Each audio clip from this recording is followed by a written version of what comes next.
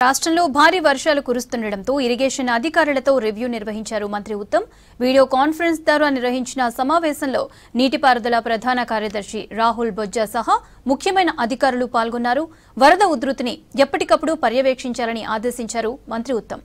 నష్ట నివారణ చర్యలు సత్వరమే చేపట్టాలని సూచించారు.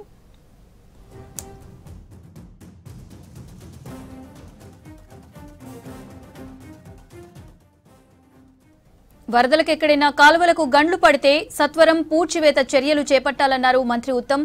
భారీ వర్షాలతో దెబ్బతిన్న 177 ట్యాంకులు, కాలువలు, లిఫ్ట్ల పునరుద్ధరణకు 335 కోట్ల అంచనాతో ప్రతిపాదనలు సిద్ధం చేసినట్లు తెలిపారు.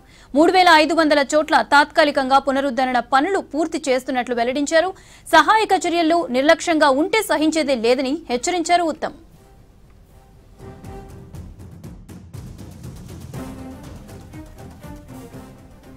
వానాకాలం పంటకు సమృద్ధిగా సాగునీరు అందించేందుకు ప్రణాళికలు సిద్ధం చేయాలన్నారు మంత్రి ఉత్తమ్.